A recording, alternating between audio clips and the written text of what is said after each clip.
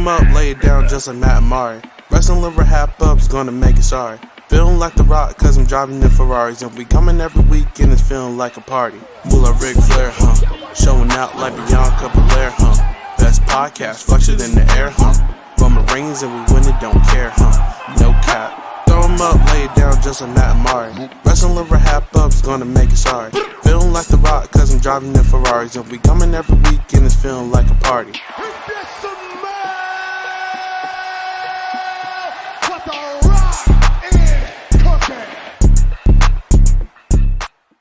Hello, everyone. Welcome back to the Wrestling RHAPUp podcast. I'm your host, Mari Forth, and with me, as always, my co-host, my tag team partner, Mr. Mascot. Matt, how are you?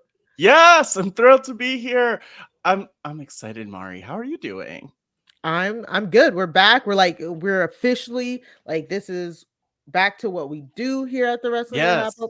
We're gonna go over our highlights. We're gonna go over all the things from the week, and we're gonna have great guests while we do it.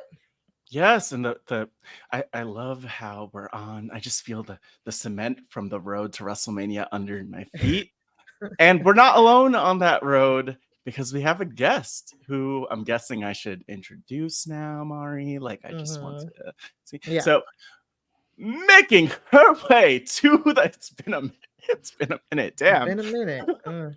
Making her way to the podcast, hailing from Toronto, Ontario, Canada. Please welcome the highlight of game night, the Canadian creator, the innovator of play, the Hall of Gamer, the rated fun superstar, and the best there is, the best there was, the best there will ever be. Please welcome Grace Leeder, aka Stella. Excuse you. Yeah, excuse you. I thought you maybe forgot about my most famous alter ego. Okay, great. Thanks for having me. I'm excited to be back talking wrestling. It's the most wonderful time of the year. It truly is. WrestleMania. Mm-hmm. Yes, It is the best. I love this time of year. Wrestling always just seems that much better when the Rumble is right around the corner and then WrestleMania is in the near distance. It's just it's so good. And I'm glad we're back for it. And you know what? It's always so much better too with you, Grace. Thank you for joining us. Mm-hmm. I feel like we're back in the flow with you on. You probably are I was gonna say our winningest guest ever by just coming on the podcast with us, basically. So we love I was trying I don't know if I'm quite at 10, but I think I'm close. It's 10. It's been like 3 years. It's probably Ty Dillinger because I think it's almost 10. Oh, I love that. Yeah. Wow. What a reference. Maybe we'll see him soon. Could be. He's a creator, I believe so. I know he is. I know. Wow. Again, if he pops up, his entrance at the Royal Rumble at number 10, what year is that? 2016, I believe it was. Yeah. Oh my God. Literally cried. I literally cried because he was one of my favorite NXT superstars at the time. And I was like, you guys cannot mess this up. And I thought they were going to mess it up. They always mess it up. And they didn't. And I was like, they finally got it right. And the crowd reaction, it was like goosebumps. It feels like sometimes especially when Vince was in charge, it'd be it'd be really fun if somebody says to him, what if Ty Dillinger came in at number 10? And he's they're like, people will love it. He's like, actually, no, I'm not going to do that. So to make people mad. And then, so then every once in a while when they would hit on it, you're like, exactly. That is very real. Because it was at his peak, his peak in NXT, and the crowd went crazy. And I was like, I had chills. It was so good. Oh my God. His peak in WWE too. Coincidental. I think it was. probably, Sadly. It happens. It does happen. I think it's 2017 because I think 2016 was an the Survivor Series was in Toronto, and the NXT before, and he was so over, and then so I think it's 2017 that he ends up. Yeah, it could be that. Yeah, it could be that. It's like It's like football, It's like the team who wins the. They win it in the. Anyways, yeah, you're lost. You don't get that. So let's just do some quick news. We know it, everybody comes for the gossip rags and the tea. We know that we don't do it. We don't do that much, but we should. We definitely wanted to talk. I don't know. There's a lot of podcasts we're wrestling's mess magnets. We should be. Actually, to be honest, we are the most casual, That's what I'm calm, saying. reasonable Like, people in this I wrestling. don't want to be wrestling's mess magnets. I feel like there's too many of those already. But we gotta talk about Tony Khan's unhinged Twitter rant. I don't even know. I was like, what happened? Like it was like right after, it was like it was on a Tuesday, and I was like, oh, we have to promote our show, but everybody's fighting. Like it was like everybody was fighting. The girls are fighting. You know what? Yeah. It's basically Tony Khan is is so dumb. It's such an idiot. Just be a billionaire and run your own company, man. I love AEW. I love it. I think it's so fun. Be in your little sandbox and hang. Look at what you have. Edge is in your company. Like it's like your life is so fine. There's no reason to go. So he went on Twitter and is like the hypocrisy. So I guess he booked Hook to fight Samoa Joe for the AEW World Title, and Hook has this undefeated. Awesome. People were like some people, some corner of the internet that only Tony Khan is like searching or like, I don't know if Hook should fight for the title. And then WWE Jinder Mahal. This is the impetus. Then WWE books Jinder Mahal versus Seth Rollins. It's like the hypocrisy that WWE books Jinder Mahal and nobody says anything when he hasn't won a match in over a year. So that's the impetus for. Right, who say it's like shouldn't go after the title? Nobody. Was Triple H tweeting about Hook? Like, no, Triple H was not tweeting about Hook, and probably will never tweet about Hook. So I just think it's so fascinating. Hook's been a hot act for like over a year now. So very hot. Giving Samoa Joe a challenger who's hot, but it's still like could still be perceived as like young and has plenty of time to get the title. It makes a lot of sense. Yeah. This is being like, I think Tony Khan being like, stop slightly criticizing my show and criticizing the other show, even though like people definitely are like not like, yes, Jinder Mahal versus Seth Rollins. Like it's fine. I feel like it's like a fun story and it's like whatever, Yeah. And then Tony Khan decides to run his mouth and run his Twitter fingers, and then people are like, Jinder responds. Look at the history. Look at Jinder's response, which was fire. Like, look at. He said, "Who is Hook?" I felt bad that Hook caught the stray. I mean, I feel bad for Hook. Yeah, Hook. Where's Hook? Is Hook okay? Here's the thing, though. Also, Hook was okay. He was like in the strip club or something. Two things here. No, let me not say that. Jinder Mahal is notoriously actually one of the nicest people in there. Like nobody has had a problem with him. And so I think it's also just such a bad look to be like, screw Jinder Mahal. And to the fact where like, I feel like everyone's like, Jinder is who he is. It's like funny that he's a former world champion. And then Twitter was kind of like, stop making fun of Jinder Mahal. Like, it's almost like, it's like started asking for Jinder merch. When it's like when your sibling, you can make fun of your sibling, but nobody else is allowed to make fun of your sibling. And then I really did appreciate Dustin Rhodes. So I went to pull up his Twitter, and the first of all, the top thing on his Twitter is him calling out a transphobe. So just amen to Dustin Rhodes. Yeah, he's calling them an effing idiot. Go bury your head in the sand and rot, dipshit. Is someone complaining about Nyla Rose. And then, I saw that. But he was talking. He just was like, I don't know, maybe you just enjoy wrestling and we love to do it for you, lighten up on the tribalism. I was like, I love that. Yeah. And you know what? I love that tweet, but it's hard when your CEO is engaging in the tribalism. I mean, very true. Let me also just put this out there. Like, and I don't know if I've ever said anything quite like this, because I just feel like it's such a typical wrestling fan thing. But what a mark. What a mark Tony Khan is. Like, seriously, like, it's scripted. You know that it's not your product. Like, why would you complain about the other product if there's something that you apparently don't like about it? Because you're trying to beat them. So why are you going to give them notes? Like, why are you bringing up all of the ways that they should be better? And honestly, it's a different booking philosophy. Like, wins and losses don't matter, and they're not counted in WWE. And I think that this story with Jinder is that much more compelling because Tony Khan put the spotlight on it. Like, we wouldn't have been having this conversation if not for Tony Khan running his mouth. And thank you, Tony, because it led me to watching Jinder more closely and not watching anything that you're doing more closely. Damn.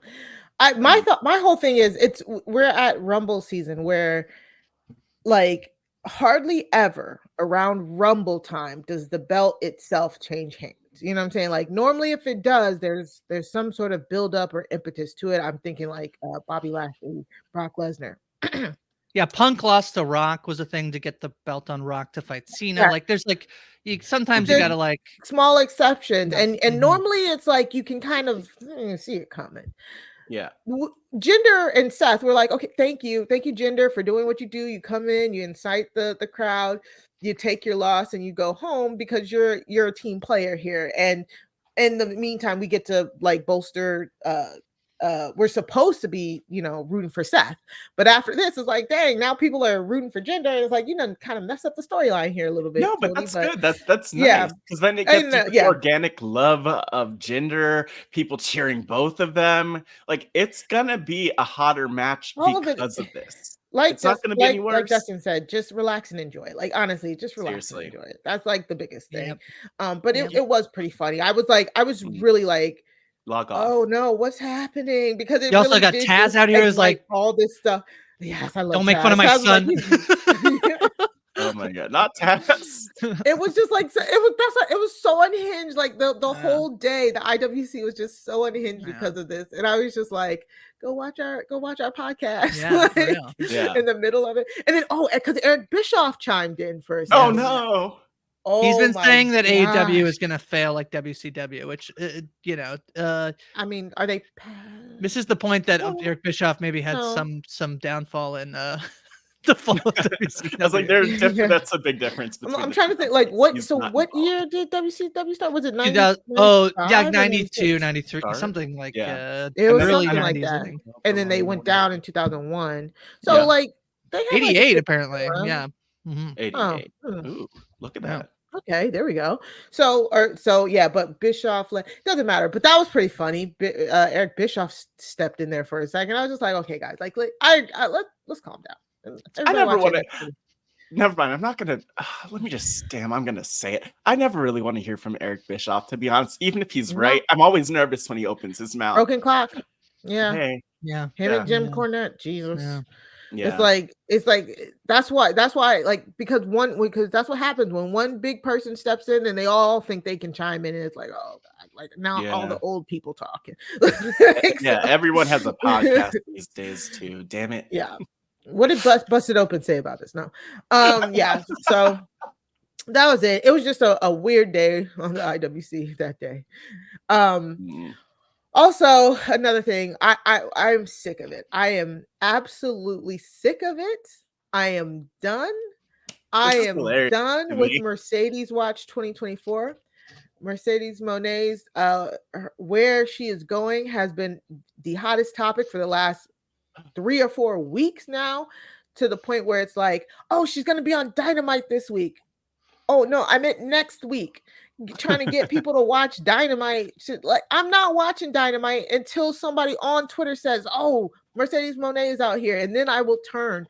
Like, I'm not watching that. Watch the clip the next day. Or on Twitter.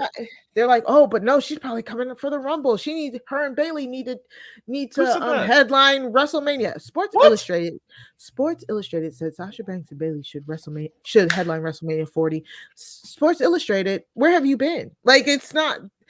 I don't even know how you make that work. Even if she does come back for the Rumble, it pushes aside too many storylines that are happening right this very second. Yeah, move over Rock. Move over Cody. Move over Seth. Move over Bayley versus Damage Control. Like, I mean, what a mess. Though. No, we know I love my sister Mercedes Bernardo, aka Mercedes Mone, like a fat kid loves cake, or a big kid loves tiny pancakes. Like I just love I love her, but this is stupid. Y'all. Like, and it was like, oh, she'll never go to AEW. That product sucks. Oh, she knows she belongs in the WWE. Oh, WWE is trying to devalue her in the dirt sheets so that she doesn't get the money she asked for. I'm like, y'all, stop it. She will go where she wants to go, and we will be happy for her nonetheless. If you are true Sasha crew, Mercedes Money crew, I don't know what the new one was. Mercedes Mob, I don't know. The Money Mob, something. Whatever. You can't do Mob. Anyways, you should just want her to be happy. And wherever she goes, I'll go. I'm just waiting. I'm I'm not doing any speculating. All this back and forth. There was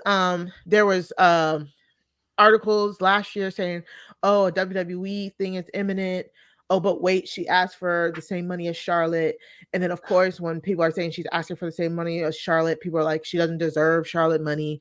And it's just like, why are all these things getting out? And then people are like, oh, WWE is leaking that so that they can devalue her. And then it's like, well, now AEW wants to keep her, and it's basically a done deal. It would have the sun and the moon and the stars would have to stop shining for her not to end up at AEW. And I'm just like, I just don't care. It's ridiculous. And you know what? I'll also just put out there that who cares? The thing is, no one's gonna devalue someone that you love. Like, you clearly the love is there. They're not gonna devalue her. Do you remember people when they called like Trinity and Mercedes trash and said, screw you, you are traitors, you're liars, you're rats, you're like Michael Cole literally hey, said no traitor that. spoilers, I'm not caught up yet. Oh, sorry. Yes. But it's just ridiculous. And it's, calm down, just enjoy it, sit on the ride, like, don't try to spoil yourselves and tune in as it happens. I mean, it's okay, like, it's a lot better, believe me, to just tune into a product like after the fact when you know what's happening, or if you know that she's debuting. Why would you watch AEW of all things if you are a Mercedes Mone fan? Because at the end of the day, they're not going to have women's wrestling featured. They're not going to have entertainment that's like her featured. And so when she's not there, you're just going to be bummed that you watched like Darby Allin doing awesome things, like it's kind of funny how people work, and I hate the drama around it, but alas, I'm not watching a show that just they think she's coming out on. Grace, sorry. Grace, that's fine. I don't care. I think that it's incredibly rare for someone's return not to get leaked anyway, or like at least be heavily alluded to. I think like CM Punk is basically the last example of like an edge. That's like I think Mercedes like would deserve to have that sort of secrecy around her, but it's also the test for them is often like whether or not, like, I feel like AEW very rarely does the surprise. They'll often they won't maybe say who it is, but it's basically all but assured who it's going to be. Like, I think when Christian came, they were like, we have a former world champion who's about to sign a contract. You're like, okay, and everyone was like, okay, so it's Christian. They're like, yeah, it's Christian, and so I think that if she was to sign with AEW, I don't think it would be a full surprise. I think that would be like, we have someone coming, and they just won't say it's Mercedes, and then everyone will watch because it'll get leaked that it's Mercedes. WWE, I think maybe there's a little bit more chance that she gets like full surprise, like Royal Rumble treatment. But I mean, we're all gonna watch Royal Rumble anyway, so it's maybe that's what I'm saying. Exactly. Yeah, right. I'm watching the Rumble no matter what. Yeah. So that's not me going out of my way to hope that my favorite superstar or my favorite wrestler is there. You know what I'm saying? And that's what I refuse to actually do. We do know that Trinity is on her way back to WWE. That is like not a secret. That's like an open secret-ish from what I'm understanding. Rumors is she's dropping the belt to Jordynne Grace pretty soon over on Impact, which is now TNA again. I don't know. Yeah, anyway. They're TNA again. Trinity. I mean, Impact was such a. I actually think, in retrospect, it's a smart move for her to go to like Impact and TNA. She got to have a title because it's not the same thing as like going to AEW. And if she wanted to go back to, also the place where her husband is, and the place that, like, yes, she did walk out on, but clearly if also Mercedes is also thinking about going back, it can, must not have been that. I don't want to say it's bad because like they were treated poorly. I think it's the regime change. Yeah. So if she's going back, good for her. And I think that was actually a pretty smart move to just go have like this run in Impact for a bit. Because we forgot to say, what's his face? Is gone now. With Kevin Dunn. Kevin Dunn. Yes. Yeah. Kevin Dunn's gone now. And they have a fitting replacement. Okay, stop it. Who's the replacement? No. Lee Fitting. Stop it. Stop it. His name is Lee Fitting. Who is that? We don't know, but he's a fitting replacement, Mary, is what I'm saying. Okay. Well, listen, if you already saw me make this joke on Twitter, it's fine. But he's a fitting replation for Kevin Dunn, I think. I'm done. fine. His name is Lee Fitting. Yeah. Because I think what they went through was like that one. No, I feel like I know because I feel like they've said it. Like that was stuff that they would not adhere to and they didn't like to. So that's why they did the walkout. I think that we are incredibly lucky that right after their walkout, her walkout. Everybody Vince went was down. fired. Yeah.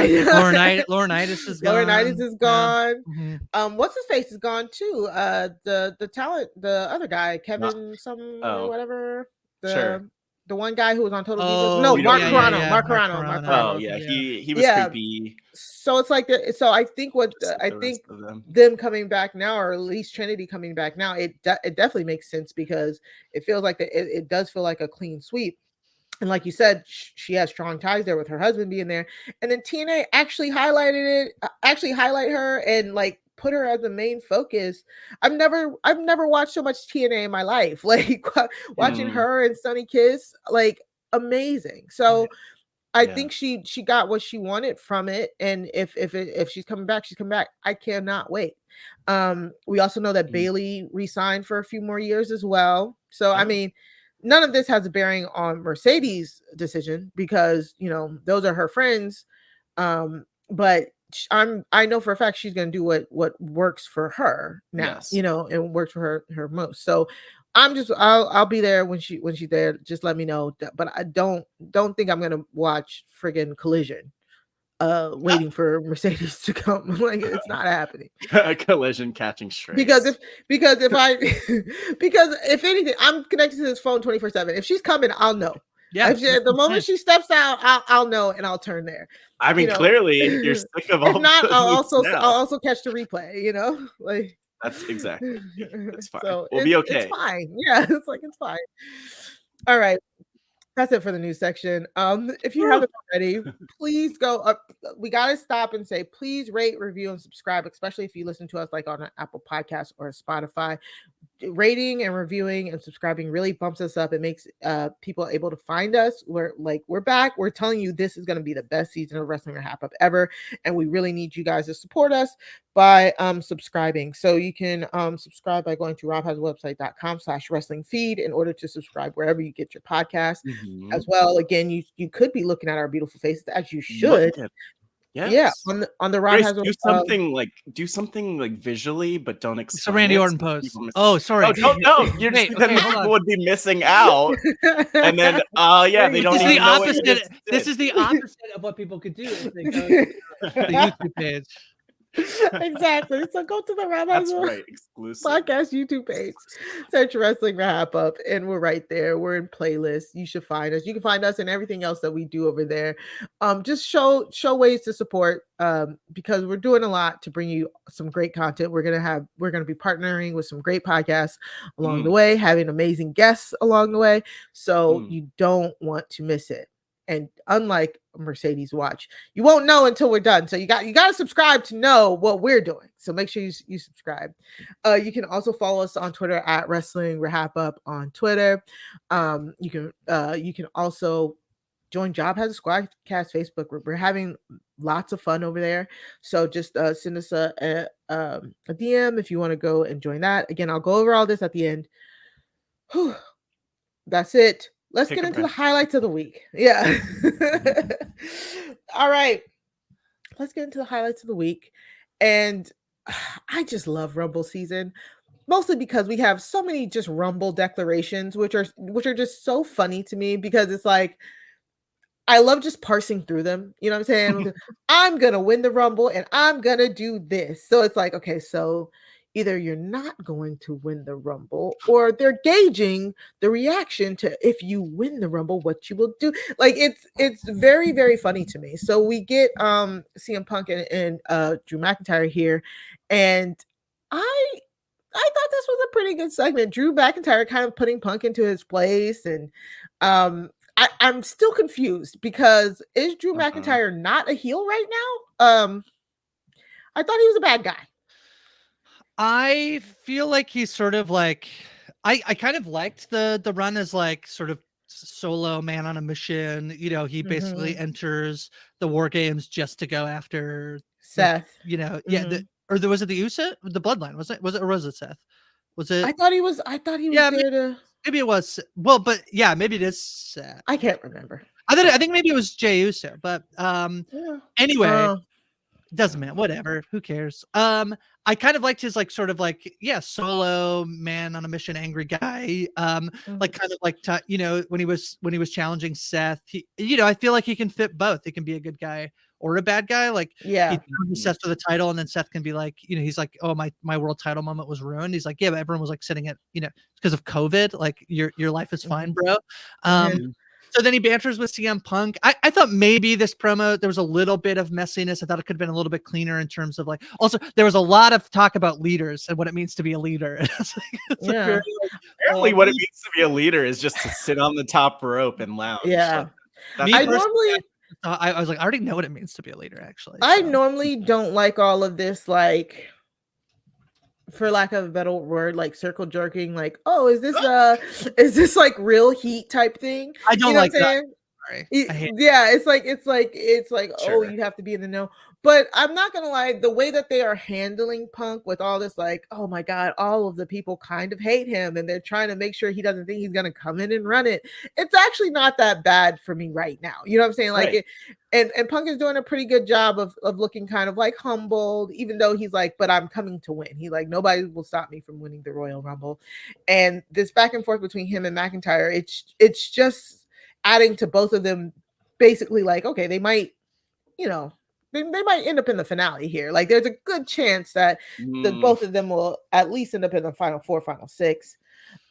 With Punk, with one of them maybe winning, who knows? But I did think that this promo was good from a sense of build for the Rumble for me personally. What do you think, Matt? Yeah, and I also love how it deepened the situation. Like it wasn't just us getting a random Drew and Punk showdown. There were allusions to the history there, as Drew spoke about, Punk calling himself a locker room leader, which is famously what happened, but I don't think I'm sure that's probably never been acknowledged on WWE TV in the same way, or at least until this run. Yeah. So I like this. I like how Drew's positioned. I like how Punk is positioned. I'm not annoyed by any of it, and it'll be interesting because like to your point, Mari, it's really fascinating because Punk is like talking about how Seth's not going to get in his way, Drew's not going to get in his way, Cody's not going to get in his way. I'm like, oh, are you sure? Are you sure? And then is you saying that, like, what does you saying that even mean? Does that indicate something? I have no clue. Are none of them going to win the Rumble? I think one of my I'm putting my money on Spike. I think my favorite thing about WWE right now is how much it feels like the WWE is less concerned with making sure that it's like, you have to know that this person is feuding with this person, so they're only ever going to interact and wrestle this person. Like I see no other match other than CM Punk versus Seth Rollins happening at WrestleMania, and whether Punk wins or it's like Cody wins and he goes to fight Roman and Punk earns his shot to fight Seth somewhere else. But all this stuff, like, actually, the War Games was like, when I watched that pay-per-view as well, I thought the War Games was so good because there were so many little things happening with like Drew wanting to fight Jay and also being mad at Seth, and like the Judgment Day have their own internal like conflict. Like there's just it's so much more. It feels like an ecosystem rather than like formulaic to a degree. So I could definitely see, like, if Punk doesn't win the Rumble, it's because he got eliminated by Drew, and then that sets up like at like Elimination Chamber, it's CM Punk versus Drew for like the number 1 contest. Like that's fun to see. That's fun to me. Or Punk could just be winning and he eliminates Drew, and Drew goes on to, like there's so much I think to right now to the way that everything feels like anybody could be mad at anybody and could fight anybody at any time. And that I think is really working for the WWE. I agree with that, especially since they have so many stars at the top too. I also like how they, how Drew at the start of this promo sort of teased and interacted with the rumors that he would be like there have been rumors of Drew leaving WWE for the longest time, and the fact that he's sort of acknowledging that and the fans are booing as he's like, I'm just whatever he said, like something about him calling it quits or what, like I love that. I like how close it gets to reality because there are definitely a lot of fans who can't tell the difference, and I'm glad that they're using that as material. Yeah. overall, I just think this was a good segment for the Rumble. It was. Like this is what you love Rumble season. You love people talking about all of the things that they're going to do when they win the Rumble. You know, leading into Nia Jax and Rhea Ripley have a little one-on-one here, which I feel like. What do you guys feel? How do you guys feel about the difference between two prospective contenders jaw-jacking about what they might do versus somebody who is talking directly to the champion about what they're going to do if they win the Rumble? Because that's what Nia does here. Nia says that she acknowledges that Rhea has been very dominant on the women's division, but she's like, I'm going to win the Rumble and I'm going to face you. How did y'all feel about this? Y'all know She's crying. This picture. She's passionate.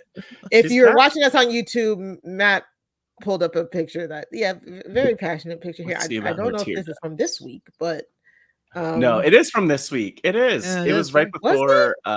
Yeah. Right before. Right before he got gone. Okay, yeah. Gotcha. Mm-hmm. Yes. What do you make of it, Matt? I think it's, I sometimes you feel like the champion is like in their own little world again in the Royal Rumble, where they're going to fight somebody and clearly they're going to beat that person. Like the most famous example for me is like the year that Hardcore Holly fought Brock Lesnar for the title, because Brock had broken Holly's neck the year before, and he was like, I'm gonna love that match. Yeah, and but you kind of always knew like Brock Lesnar's absolutely going to win. So I don't mind it here, especially if they're, it doesn't really seem like potentially they're going to have Rhea defend the title at the Rumble. So I feel like this is the best way to get her in the mix, with like put her, up against all these potential. And to your point, I never really thought about that, but the idea is like, maybe it is like, ooh, are people intrigued by a Nia Jax Ripley match? Like, let's see what the, what the crowd reaction, what the temperature is. Yeah. And you know what? I'll also say, I don't know if generally I have any problem with Nia going directly at the champ, but I do really love the idea of them building Nia before the Royal Rumble. So it's not just like, oh, here's another like large competitor in there. Like, is the Big Show gonna win the Rumble this year? Spoiler, no. But maybe Nia will win, and I like that this builds that up rather than them just leading into she's big. How are they gonna get her out? Like that's part of it, but that's not like that's not all she is. She's so much more. And I love that they're leading into that. And nice. They're they're leading into that, but also like it's not just because like everybody, come on, she's large, we all need to get her out. Yeah, exactly. It's like Nia Jax has been beating the brakes off of all of the women like in the division, and they all hate her because she's a heel to even the heels. Like she's to even the heels. So like even the heels don't like her. So when she does make her way to the Rumble and all the women start going after her, it's because they're like, yeah, we don't like her. And that's what I love about Nia Jax, the character. That's why every week I get on here and I talk about how much she's my problematic fave, because she makes people hate her, and I love that. Like it feels like we rarely get like the pure hated heels out here.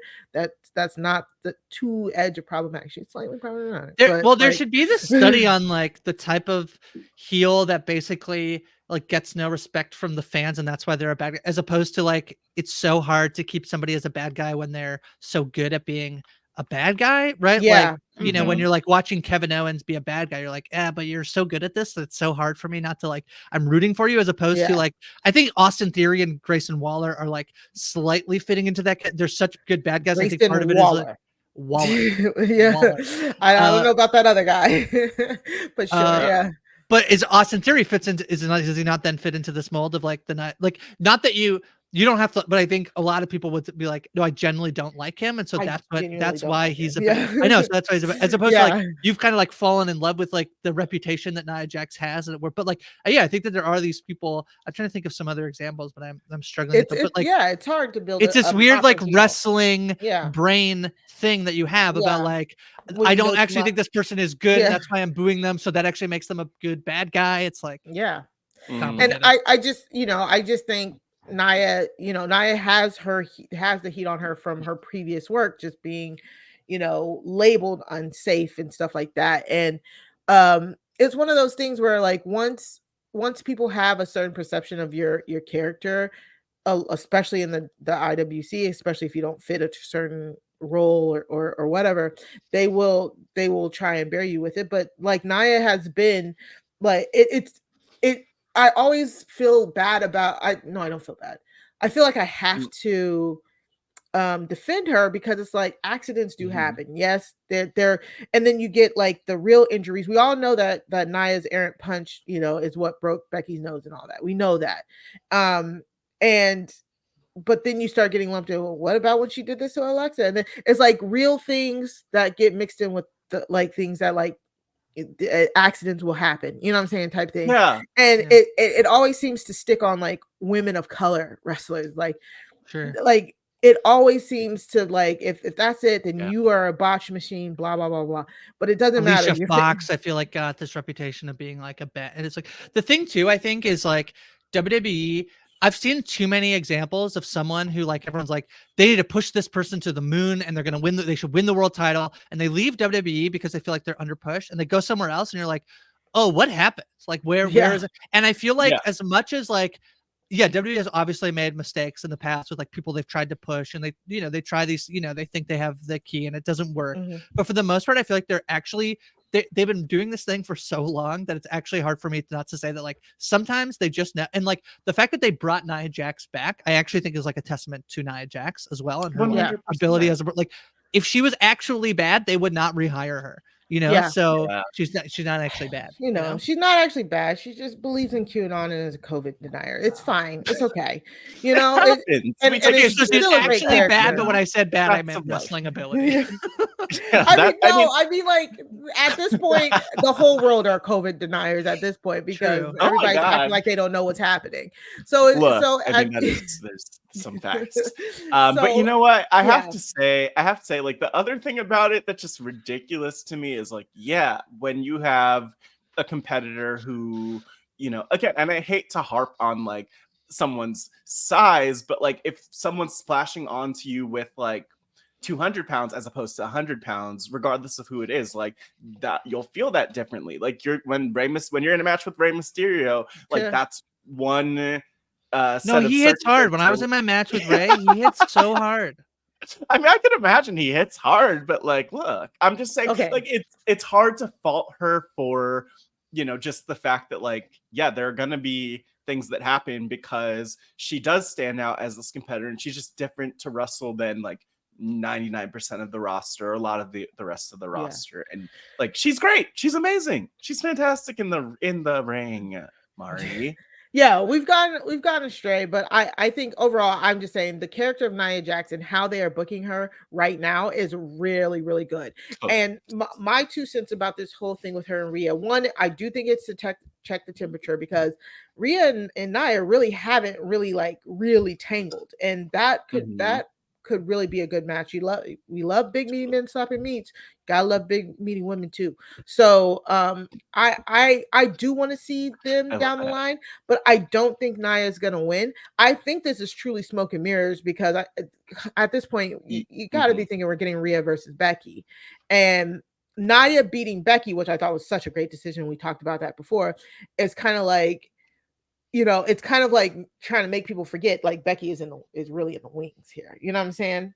So, but I liked all of this. I think Nia is going to be definitely going to be in the top 4, and people will be booing each time she gets like close to like eliminating somebody. Hell, it might come down to Nia versus Becky in the Rumble.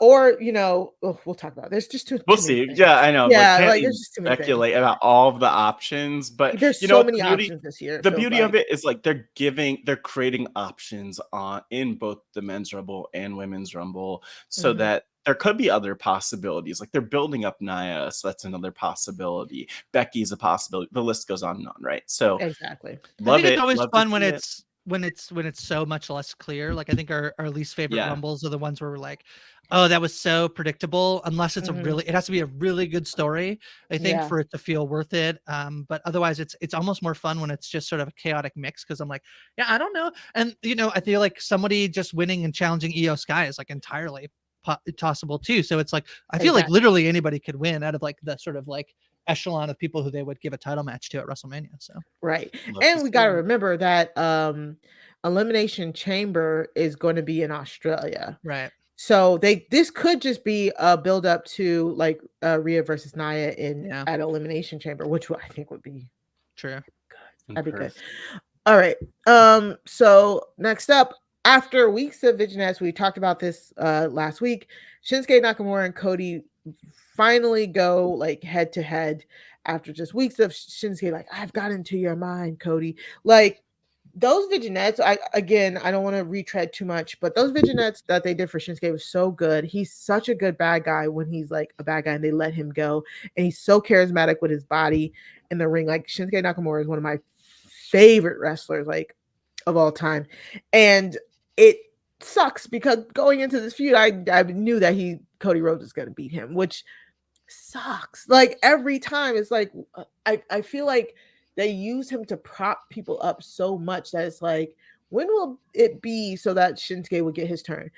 The problem or the good thing, I guess, is Shinsuke clearly doesn't care. Shinsuke's like, I'm retiring here. I'm surfing. I'm, getting my time, and he's getting a lot of time on screen. He you know what I'm saying? He doesn't care in the sense like his he's made like he's a legend. He's a Hall of Fame legend. Nobody can take anything away from him. So, I don't think he minds. He's not trying to pull rank. He doesn't care in the sense of like he's here to do the art that he loves to do, and you can tell that. And I don't know. I guess I get it. Like we got to build Cody because if Cody does end up being the one who's trying to finish the story with Roman, they need to heat him up somehow because the Bloodline storyline has lost a lot of heat over the past few months. So, but then The Rock showed up last week, so he's gonna sit at the table. So I don't know. So who knows exactly at this point? It's just like it's so much. Although it's very Dusty Rhodes for Cody Rhodes to just keep being told like, actually, no, you're not gonna win the title this year. So it kind of works. One thing I just want to highlight, I loved the graphics they used for the Shinsuke Cody match. I love this. It was like Japanese anime style. Yeah. And it's just like, wow, it adds so much to be like, to add to the story. It's so good. I went to a house show around December, the end of the month. I think it was December 30th or something, like 29th or something. And boy, Cody is so over. It is so, like he definitely was the most over of anybody who was at the show. Seth maybe had some, but there was a lot of like CM Punk chanting at Seth Rollins. So I think it was absolutely Cody. Cody was just before intermission and stayed and signed everybody in the front rows. Like this dude, I mean, wow. I know that it's like, whatever, I don't know how I feel. I don't think Cody is like the greatest wrestler in the world, but something right now is working that like, as much as I love Shinsuke, I think I'm kind of with you, Mari. It's like, I wish they were doing more with him, but also like, this is more than he's gotten in a while to like basically go from Seth to Cody. And it sucks that he like sort of, he obviously was going to get beat against Seth. And then obviously I think he was going to get beat here against Cody. But at the same time, like, yeah, Cody is so over right now. He's like so popular. Yeah. So it's like, what babyface can Shinsuke beat that'll actually get him some credibility? But it's Rumble but that's time. That's a whole different story too. Yeah. Who? Give me Sam. Give me Shinsuke Sammy, because I feel like Sammy again. Can take. Oh my god, yeah. Sammy can take a loss, I think, and go back to one of the best first matches, wrestling debuts ever. Yeah, ever. That could have been a great story though too. Like imagine Sammy's like, look where I was a year ago with the Bloodline on the top of the world, and Shin just cutting him off could be really. I mean, we could still get that leading up to WrestleMania. So, I mean, this is Cody's story. For some reason, he has to finish it. I always feel really awkward when I see other people alluding to completing things and finishing maybe stories. Like CM Punk said something to the effect of finishing his story or coming back. And I'm like, no, you can't say that. That's not your gimmick. It's Cody's. But wow, I am such like, it is interesting how over Cody is. And I think they need to keep him over. This isn't like the Brock situation from this past year where he eats a loss to Brock and then of course like wins it back and wins Brock's respect. Like Cody just needs to be kept strong, especially in a time of The Rock coming back for. I mean, come on. You can't just show up when you want to show up. We need consistency over here on the Wrestling RHAPup. But I don't know. Yeah, there was a video at the New Year that was the WWE superstars being interviewed and what their New Year's resolutions were. And so CM Punk's like, I'm back. I'm here to just prove that I'm best in the world, whatever. And then Kofi Kingston is there in the locker room and he goes, my goal for 2024 is to finish the story. And then Cody runs it back and goes, no, wait, hold on. No, wait, hold on. And he's like, what do you mean? We both can't finish our story, Cody? It's so funny. I saw that. Yeah. Okay, let's just take a quick break and we'll be back to talk a little bit more. Okay, so I'm gonna let you talk about the R-Truth versus Judgment Day thing. Matt, you guys wanted to include it in here. Guess who has the top two the first and second highest selling t-shirts in WWE right now? I'm pretty sure it's R-Truth. R-Truth, baby. Yeah. Look, you know what? Look, R-Truth had an amazing segment. I am most curious why Mari is so sour and salty about it right now. He blocked me I still don't know why he blocked me. Oh, you're blocked on Twitter? I've been blocked on Twitter for like 3 years, and I don't know by what. R-Truth? Yeah, by R-Truth. It's bad. Like that's what I'm saying. Like I was like, I didn't even do anything. The last thing I tweeted R-Truth was when he was the 24/7 champion, and I was like, this is the best thing going. And I still to this day don't know why I got blocked. I don't know if I maybe said something about Carmella once, but I don't know. I've never said a bad Carmella. Yeah. I've never said a bad thing about R-Truth. So I don't know if I accidentally. But did you say anything bad about the famous twins, Tom and Nick Mysterio? And then that's no, I did not. Okay, Tom and Nick. Look, that's the thing. Like we're not just watch the segment. Is the one thing I'd say to people. It was really, really funny. I cackled when he started to talk about, I'm here with Judgment Day, Rhea, Finn, Priest, Tom, and Nick Mysterio, and I've never met Nick, and I'm like, and I do like that he's in the middle of kicking JD out. So I do. I'm pretending to be. I'm pretending. Live, laugh, love, Mari. Come on. Yeah. Yes. Their famous. Day always there to talk like better. So the R-Truth is a comedic genius. I'll give him that. I also think the reaction of the Judgment Day every time it cuts from the promo, and then they're like, "We never even say that." Is pretty funny. They're being very good, like the straight man in the comedy duo. Like it's. And you know what? We hate straight men, man. We hate them. But and it's so fun. Their reactions are so funny to like knowing like the first match of the show is Finn versus Tommaso Ciampa, which is because like, basically R-Truth like tricks them into basically doing it. So yeah, the whole thing is like very fun, and Judgment Day is playing their role pretty perfectly. Yes, it is fun. The only thing I have is like, but why is Judgment Day doing this? Like, what is like currently they have all of I mean, honestly, currently they have like they have all the gold, they have the tag titles, which I keep forgetting. They have the tag titles that are unified for some stupid reason. And then we still have Senior Money in the Bank, which I'm like, what are they gonna do with that? That had like him holding this deep into WrestleMania territory is. But he gets it to Money in the Bank, right? So so July, and then there's the thing of like, I kind of hate that, it's fine, but they back themselves in such a corner where it's like one day he'll just show up and cash in for the Intercontinental Championship or something. I guess that's Gunther, so I don't know, but like, I don't know. It's like, they'll lose the tag titles and then cash in for the tag titles or something. Like, I don't know. It's the one thing I saw, and I can't remember which comedian said this, but there's a moment where Finn had the briefcase and then gave it back to Damian Priest, and the speculation was maybe there's no contract in Damian's briefcase, which is very funny. I think he walks around and never looks inside of it. But that Finn actually has the contract, and so Finn, like Damian will go to cash in, and then there'll be no contract, and then Finn can cash in, which is like kind of fun. But the hard part is that like it feels like there's so much lawyers potential tension in the cash in, but I also don't want Judgment Day to like break up. I don't think so. I don't know. Matt's always asking about the paperwork. And you know what? Honestly, like, I don't think it needs to be in there. I really don't think the contract needs to be in there. Unless they decide that it needs to be in there. Legally, it needs to be in there. But who's opening it though to check? Like The just ref. The referee always checks right after. The ref opens it. They're like, "Oh, let me read." When I love when it's smashed and they can't get it open. They're like using a crowbar to get it open. Yeah, and then they're like, "Wait, let me read all the fine print to make sure." Yeah. I'm passionate. Like I'm okay with us not getting that much. I just love the entertainment factor of ours. It is a high entertainment The factor. logic of where Judgment Day is placed is a good conversation. But like to Grace's point, we're getting so much merch sold for R-Truth is 51. He's 51 years old. Yes, he's 51 and he's entertaining. So I mean, this is a show. We want the entertainment. Like, sure, we might get like I think this is better than a lot of other things we would get with the Judgment Day. So I'm not mad. But they've done a lot. They've beat a lot of people / have been beat up by a lot of people though.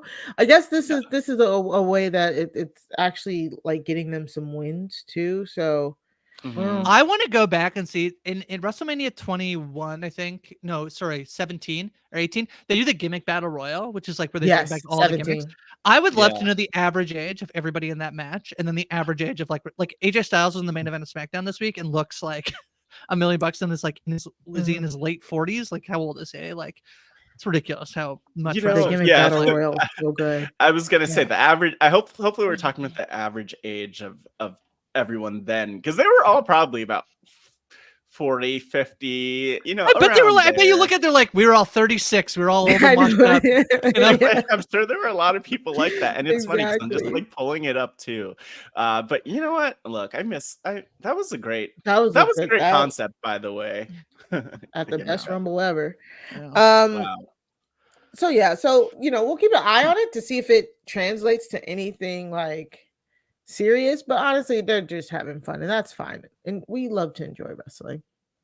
Yeah, we love it. Love you too. So we never talked about Nick Aldis being the new GM over on SmackDown, and I mean it's cute. Mickey I like James' him, husband, like Mickey James' husband. Yeah. He's like being very no nonsense while also like I like his vibe. I do. I like his vibe as GM. I don't know what else to say about it, but I also like that he's trying to kind of like rein in the bloodline, and it kind of like goes to show like Adam Pearce is kind of like a bit of pushover in a sense, but this whole bloodline trying to hijack SmackDown, and Nick Aldis comes out and says he pulls the Teddy Long and is like, well, y'all now got to fight. The Undertaker, I can't believe it. Yeah. In a tag team match, like last week, AJ, Randy, and LA Knight did a fatal three-way, a triple threat match in order to see who would go up against Roman at the Royal Rumble. Of course, Roman and his cousins come out and they interfere in the match, and it's like every time a heel champion does that, you know exactly what's going to happen. And of course, Nick Aldis to Paul Heyman, oh, it's going to be a fatal 4-way now. Congratulations. And you're like, and so this week, Paul Heyman is there, and they don't want this. They're trying to prevent this, but Nick Aldis is like, no. So it's going to be the three of you, Roman, Jimmy, and Solo against LA, AJ, and Randy Orton. And he's like, oh, Roman's not here. And then Nick Aldis was like, okay, we'll find somebody. There's going to be 3-on-2. And I loved the vignettes of Paul Heyman trying to recruit people backstage. Like, love an ongoing story in a show, like one continuous story that involves exactly. It's so good. Yeah, it's so good. And it's like the bloodline can't find help because people hate the bloodline. So good. It's so good. Yeah. It's so it's so continuity. It's like, it's entertaining. It's fun. Yeah, I thought this was really strong. Clearly they're trying to protect Randy to some degree, I think, still from like really taking any bumps. I think that's probably impetus for like him also being in a fatal 4-way. I imagine he doesn't take a lot of bumps in that match. And that's why I was a bit surprised because I feel like it's 3 big people to not have in the Royal Rumble, like at least because if you have a one-on-one match, it's at least 2 of them who are removed from the Rumble, as like would get pretty big reactions, I think, from the crowd, but it also protects them to a degree. Like only one of them is gonna eat the pinfall here in a match with Roman, so they don't have to be eliminated from the Rumble. So yeah, but I love the ongoing story for SmackDown this week. Yeah. Side note, I just need to acknowledge something. They did Cameron Grimes so dirty, just having him get beaten down, brutalized, stomped on by the Usos, by Solo and by Jimmy. Like, can I give you my other favorite wrestling Cameron trope Grimes that we moment? all we all just bite, which is Randy's about to go out for a match where he knows he's going to get beat up, but potentially take like a thumb to the throat, and so like that's the guy's finisher. And yet when it happens during his entrance, devastating, brutal, can't start the match. And I like kayfabe, you could be like he wasn't like ready for it, and so it hurts more or whatever. But I just love that it's like the same thing that might happen to him in a match takes him out like 20 minutes. Which I love. Like, I thought that was really smart to do, because it's like you get rid of Randy, like you said, we protect Randy, we still get a tag team match here, and then when Randy's music comes, it's a big pop. It's smart, it's fun, it's very smart, especially when you don't have like an alternative, like you think a big pop on the other side that like somebody's going to come out and help. I want to just say the Usos too, but that's so rude. Solo and Jimmy. So I thought it was very, very smart. They end up doing the Shield triple power bomb as well. Yeah, and it's just a good way to end SmackDown again, prolong this storyline going into the Royal Rumble while Roman's not there. You know, all good, entertaining TV. All good, exactly. Like you don't need to reinvent the wheel to be entertaining in the wrestling business. Yeah. I think it's interesting that they have this subplot of like the two-letter name people, AJ and LA, fighting each other, or like getting a little snippy with each other. That's cute to see. That feels like it's maybe setting up a match, totally. Whether or not it's WrestleMania or not, but that feels like that could happen. Feels or just very interesting, yeah. Or even, and definitely, sounds like it looks like it's setting up some potential Rumble drama at the very least. So that's cute. It's cute. Good to have AJ around. I don't know why he's wearing black jeans. Yeah, I don't love the attire, but whatever. He's very rude to Michin too. Didn't like that. He was rude to her. Yeah, in a digital short, Michin was like, "Hey, Oppa, what did you think of my match?" And then he's like, "Did you win it?" She's like, "No," and he just walked off. I was like, "That's rude." Wow. So like, I know. Does Mia Yim have braces now? Does she have braces now? I couldn't tell. I love Mia Yim so much. Anyways, yeah, very rude of him, but great match. Can't wait for the Rumble Fatal 4-Way. I think that's gonna be so fun. Like with all four of them in there, it's just gonna be. I love a good Fatal 4-Way. Now we got to get to the real meat and potatoes of. It's like what's that? Of course, it's women. It's the women. What do you mean? What is that? It's the women. The women's. The women's is Bianca, of course, is being Bianca, one of the most over baby faces in the company, talking about how she's going to be the first women's two-time winner in Royal Rumble history, which again I feels like is setting up Becky winning again. Like, I do. I feel like it's. I think there's only. We'll talk about it, but like, anyways, I just love that Bianca is staking her claim, and she's still her and Bayley. She talks about people ask her who's your favorite person to wrestle, and she says it's split between Bayley and Becky. And honestly, it truly is, because the chemistry that her and Bayley can have when they're like at 75%. I'm not saying it looked like they were at 75%, but you could tell that it's not like one of their big matches that they done. And they still did all of these spots that we hadn't seen before. Like, why did Bianca tie her own hair to the ropes and trip Bayley with it? Like, why are you being a genius here, lady, on free television? It was just so good.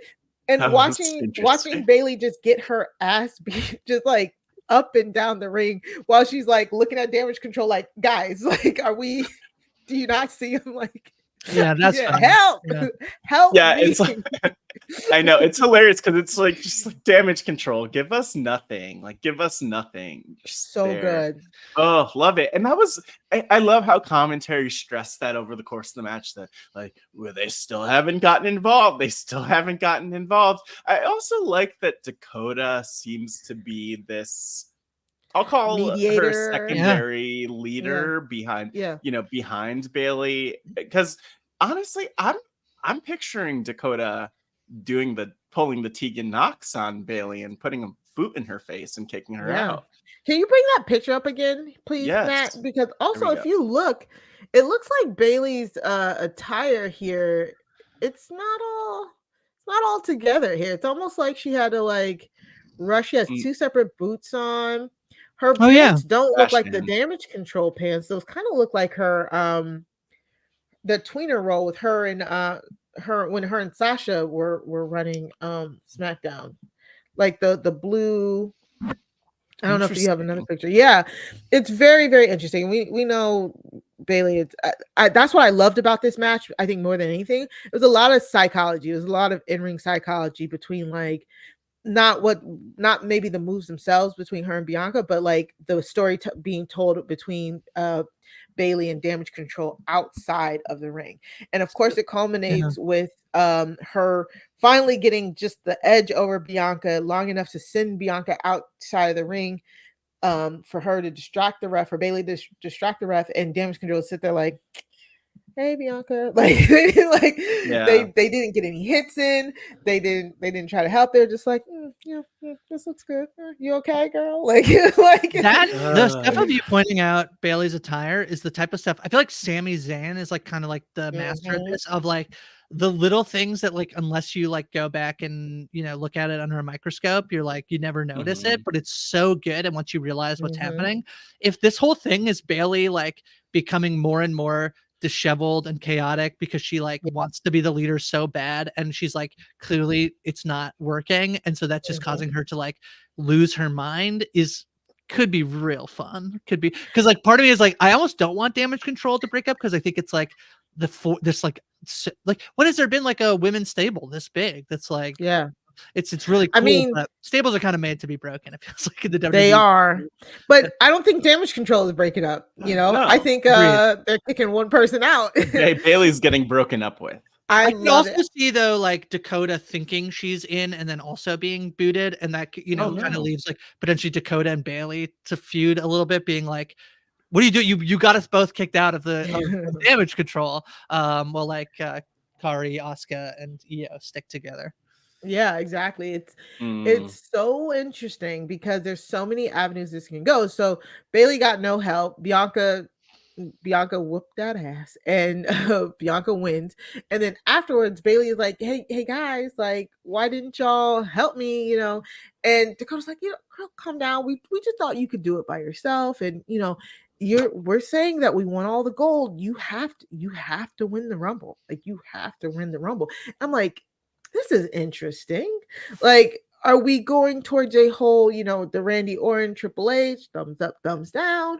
Or are we going towards like, if you don't win the Rumble, we are kicking you out? You know what I'm saying? Like, I feel like it's a very either or here.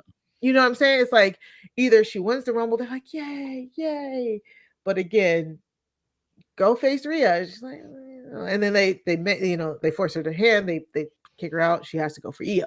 Or is it she does not win the Rumble and they kick her out, and then now she has to work her way to have to face Io? Either way, or does Sasha Banks come back and eliminate Bayley at the end of the Rumble, and then they main event WrestleMania together? Wow. Let's not do that. I think the Control story is just too good. I apologize. I'm always wrong with my predictions, but I love the fantasy book. So I don't think Bayley wins the Rumble, and I think that's the impetus for them to be like, you're because I think that you need. I think the thing with like Batista Triple H is that like Batista, people were ravenous to cheer for Batista, and I don't know as much as Bayley is I'd be so excited for babyface Bayley to be back, but I think you need to build some empathy for her, and so I think like. Io going in is like that they kick Bayley out, and then she's like, well, screw you, I'm gonna fight, like I'm gonna figure, okay, I win the Elimination Chamber and get to fight you. Feels like the route that they definitely could go down, which would be also fun. just to guess, I wouldn't be shocked if Bayley is either number 1 or number 2 in the Rumble, seeing how hard they had her working in War Games. I mean, that's building empathy for her. One of the biggest ways is just to have her as potentially even as the Iron Woman of the Women's Rumble. So that would be good. Mean, we'll see. And, but and Dakota could be like, "We talked to Nick Aldis. We thought you should enter that number one." Yeah, you are number one. I see that, Grace. Yeah. Yeah. I like that, and she goes the whole way and not win. But to me, that means if she gets if she's disheveled and like she's is upset about like this whole thing of like being part of, and it's like the fans who can get her back to like her old. Imagine coming out with like the wacky waving inflatable tube man and like classic Bayley of like she needs to get her stuff back together. It could be really fun. And again, none of this will happen, and we'll just live on this one podcast. I love the idea of like Bayley got her groove back, you know? Yes, Bayley got her groove back. Yeah. Best story of 2024 for sure. I do like that. That could be a better inroad. You guys want to start our own wrestling company? I feel like we have so many good we could slag off Jinder Mahal on Twitter. I agree. That could be a better term. But for me, then that means Becky wins the Rumble again. And I just think the women, there hasn't been enough women's Rumbles in order for us to get a 2-time winner yet. I get it, but I like it. We're at this is 6, I believe. This will be 6. Yeah. But you know what, Mari? If the men could do it, the women can do it. I know. The early Rumbles are all kind of like once we get into Hogan, like Hogan wins, some people, Michaels wins, then Austin wins. Exactly. And then Austin wins.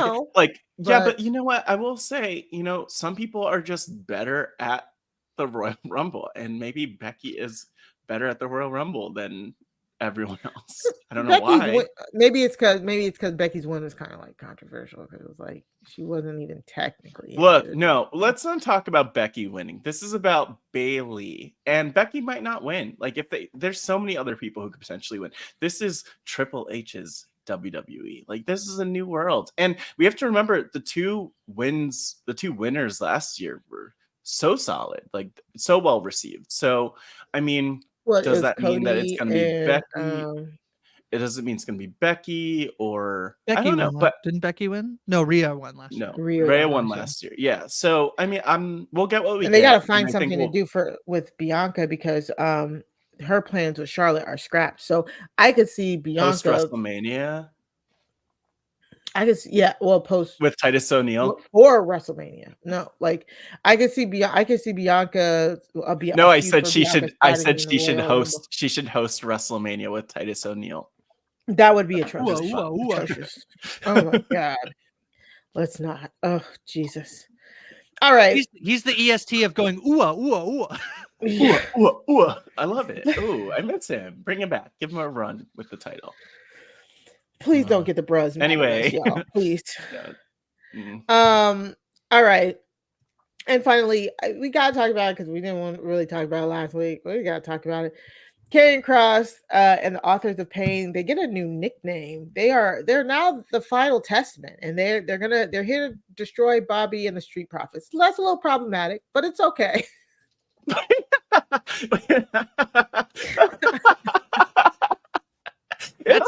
That's Paul. I loved his promo where he went, that guy's name is Karrion.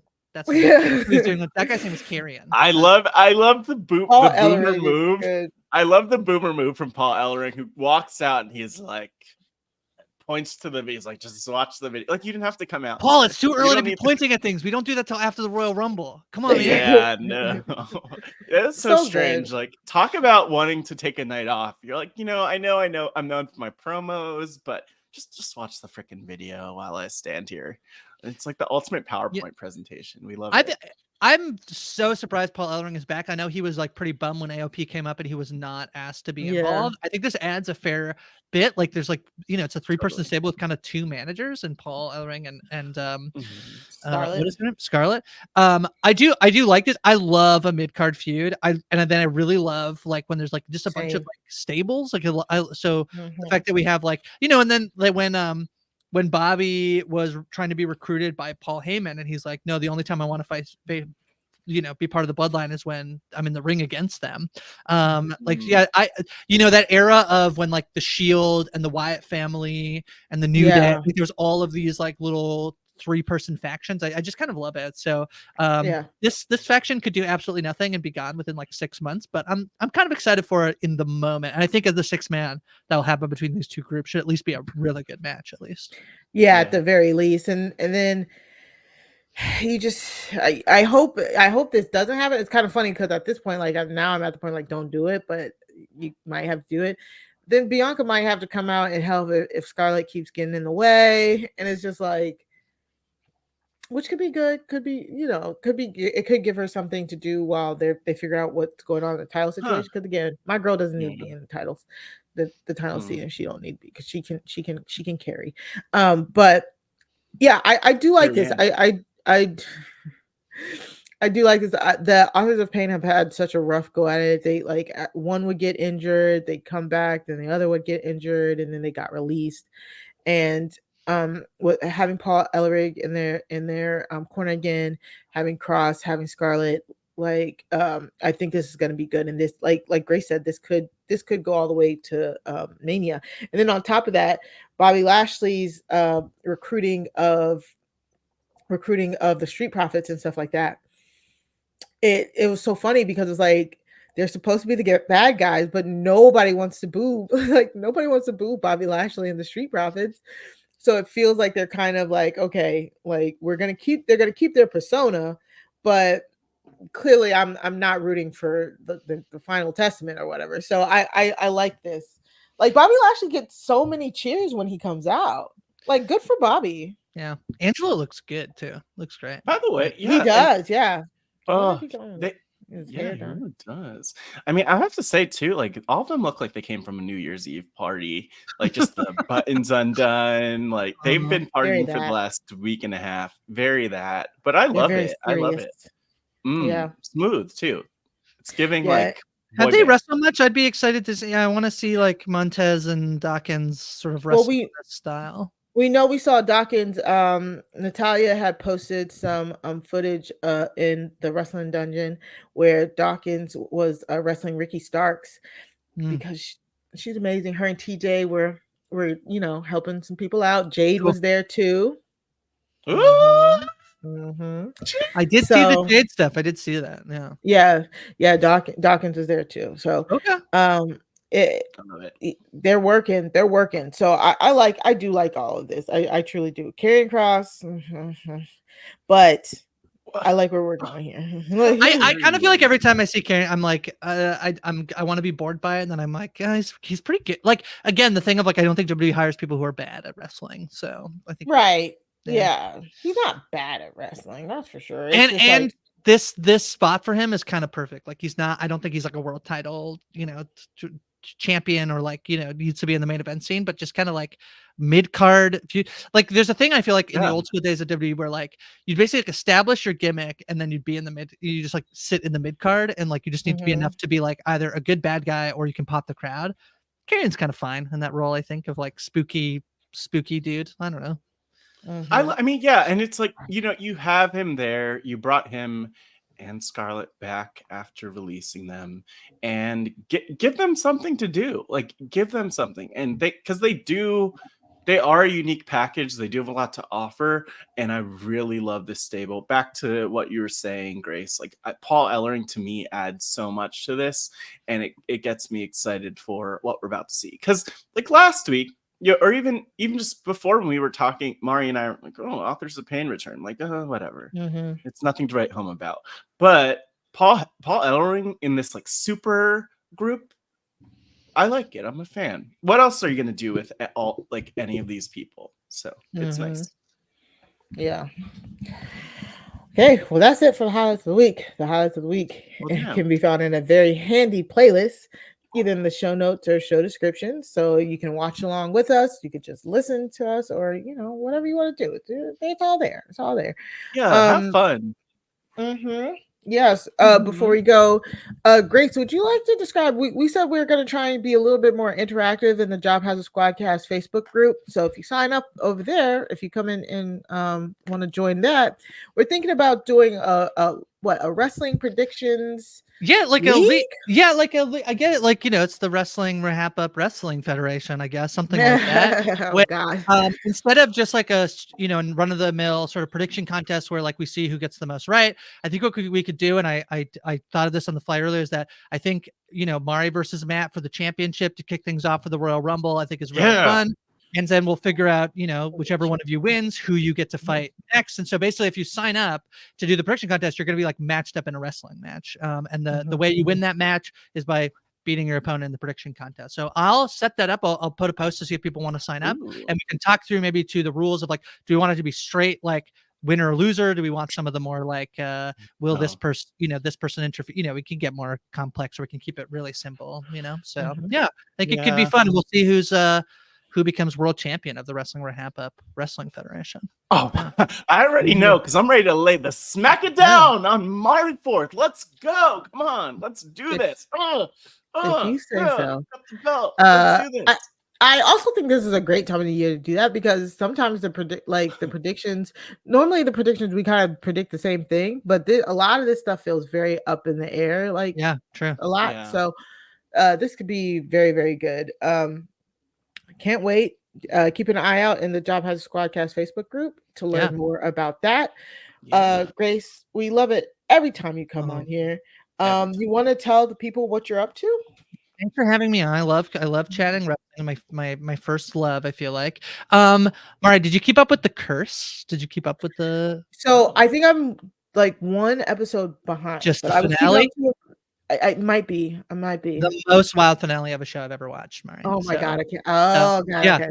So and I think we're gonna do one more show, Mari. So let's we're gonna do one more feedback show. So yeah, Dr. Man and I wrapped up our coverage of The Curse, launching some coverage of True Detective. Be live after the episode with Dr. Amanda, and then doing some deep dives with Jess Sterling. Movies each week with Ariel. Fargo is almost close to wrapping up. Latanya, Mike, and I chatting about that. So yeah, I got lots going on. I'm on social media at Hi from Grace. Yeah. Love to see it, Grace. And you know what? It's great to follow you on social media. In case you were wondering, Grace, where I am on social media, I'm Matt Scott GW. You might have seen me there. But by the way, I didn't know where you were going when you mentioned The Curse, and then my mind drifted into wrestling curses, if that's a thing. The Von Erichs, we did the Iron Claw, and we did a recap of the Iron Claw. Actually, you should check that out with Ariel and I. We did a recap of the Iron Claw, which is like the saddest story, and there's the Von Erich curse. So there you go. I haven't been able to see it yet. It's really good. It's really good. I know. Yeah, we need to. I know, Sam. And you know what? Step out to the movies sometimes. Yeah, and you know what? Speaking of people who should be in movies, I interviewed Bryce Isaiah on the season premiere of Pod Friends, where I interview folks in the Rob Has a Podcast network community. And so Bryce was in the season premiere. That was a fun episode. And I have more episodes coming up, including with Frail Mary, aka Mary Krakowski. I have another coming up. You already mentioned her, Grace, but Dr. Amanda Rabinowitz is going to be in an upcoming episode in the next couple weeks.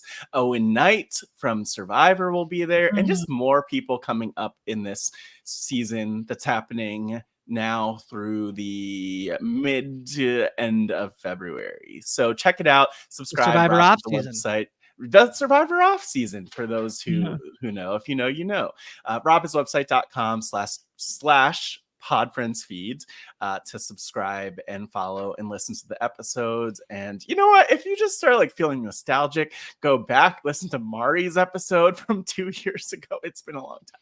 Go back, listen to Grace's episode from probably a year and a half ago or so. It's good content. And I always love to hear from people, even at Hey Pod Friends on Twitter/X, who are like, oh my gosh, I just listened to this episode from a year plus ago, and I love it. And it's always nice to see that. So check that out. And Mari, where could the people find you? Well, of course, the people can find me here every week, Wrestling RHAPUp with Matt Scott. The RobHasAWebsite.com/wrestling feed in order to subscribe to us here. But also every Tuesday, me and Sarah Carradine bring True Crime Tuesdays to RHAP. This past week, we reviewed Hell Camp with the great Chappelle. So Chappelle is kind of even with you again. Okay, let's now, calm Matt. down. That's not true. That's It not is true. because coming up, we're doing a crossover episode with Nothing But Netflix, where we talk about the Society of Snow. So that'll be dropping this week on our feed. It's already dropped on the Nothing But Netflix feed, but you know, we do have some people who listen to us and not them. Yeah. But so it's a movie. That's a movie. Society it's of a the Snow. movie, yes. Yeah. I talked Society about Rob. of the Snow. I talked to Rob, and he said I did not enjoy my time in the society. He did not. Oh my God. He did not. We actually got the big boss man to be as uncomfortable as possible for 2.5 hours. Yeah. It Love was to see it. very funny. So coming up on Tuesdays, that's what you can expect. You can go to robhasawebsite.com/crime feed in order to subscribe there. Again, subscribing helps us a whole bunch. So please make sure you do that. Of course, you can follow us on Twitter at Wrestling RHAPUp on Twitter. That's at Wrestling RHAPUP on Twitter. You can always follow the RHAP Patreon account, patreon.com/RHAP. Every time is a good time to sign up for our Patreon. You get exclusive access to the Patreon 5 for 5s, a Patreon exclusive podcast, Patreon exclusive events, first dibs at tickets for live events. It's amazing. So go join our Patreon if you can at any level. Of course, like we said, Job Has a Squadcast Facebook group. Go join now. Job Has a Squadcast Facebook group. Come be a part of the Wrestling RHAPUp Federation League thing. That's the official name now. That's the official name. Yeah. League thing. League All thing. right. But thank you from me, Matt, and Grace, and everybody. Please remember, wrestling is for everybody, but not all wrestling is for everyone. We'll see you next week. Bye. Bye.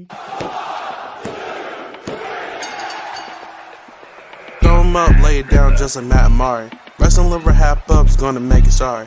Feeling like The Rock cause I'm driving in Ferraris. And we coming every week and it's feeling like a party. Moolah Ric Flair, showing out like Bianca, Belair, Best podcast, flush it in the air, From the rings and we win it, don't care, No cap. Throw 'em up, lay it down just like Matt and Mari. Wrestling liver half up's gonna make it sorry. Feeling like The Rock cause I'm driving in Ferraris. And we coming every week and it's feeling like a party.